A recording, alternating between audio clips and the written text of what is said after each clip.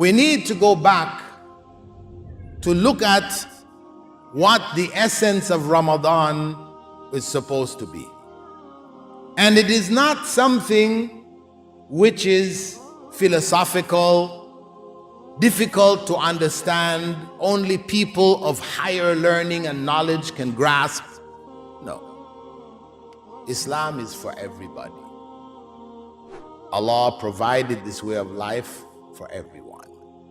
So He made it very clear in the Quran, in His final revelation to humankind. He made it very clear, crystal clear, what is the soul of Ramadan? What is Ramadan all about? So we would not have any confusion in our minds regarding it.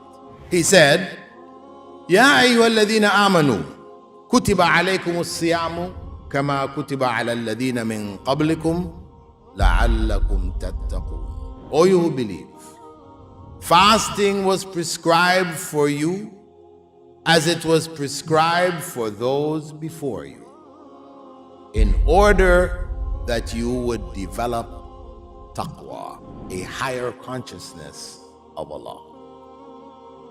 So fasting, as Allah declared, is described to develop that consciousness, that fear of God's displeasure, where we don't want Him to be displeased with us as we feel towards our parents, but on yet a higher level. This is the soul of Ramadan. And this is the goal of Ramadan. We need to keep ourselves continually reminding ourselves throughout this month that this is the goal. Fasting was prescribed for all of the prophets of Allah and their followers. That's what Allah said here.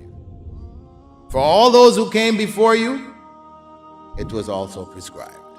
And even till today, in the corrupt scriptures, in the hands of Christians and Jews, we do see clear statements that Jesus, Moses fasted 40 days and 40 nights, eating nothing and drinking nothing.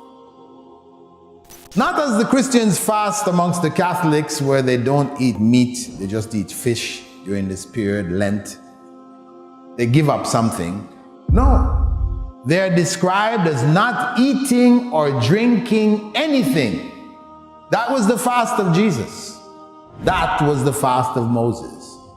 And it is reasonable to assume that that was the fast all the way back to Adam. Though we don't have a clear text which says Adam fasted the same way, etc. But the need that we have for fasting, this need for taqwa, is a human need.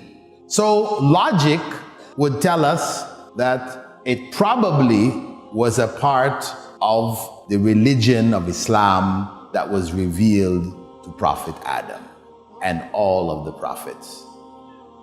The month of fasting has been described as a secret between Allah and those who worship Him. Something shared between human beings and their Creator.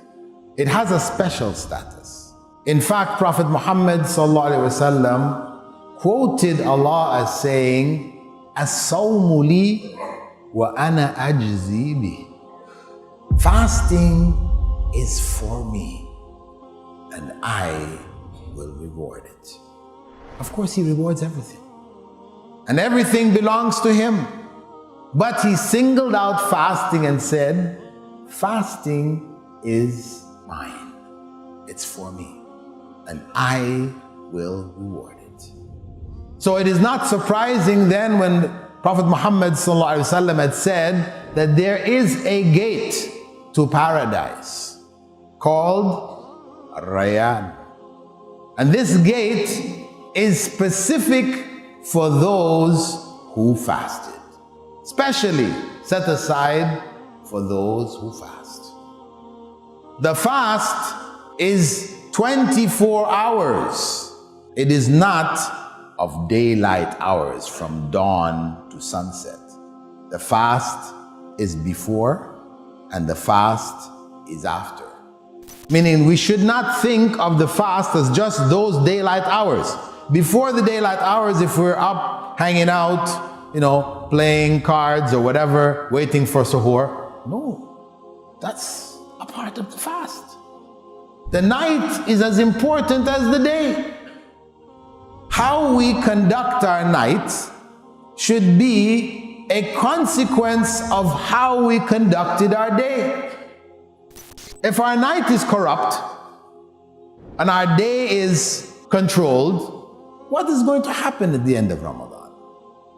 Are we going to be able to come out of Ramadan changed?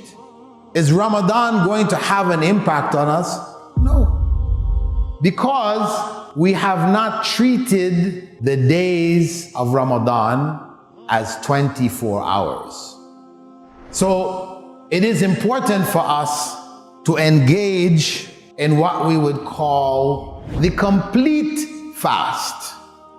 The fast of the body and the soul together. Complete. The fast which is above the physical not eating and drinking and sexual relations during the daylight hours.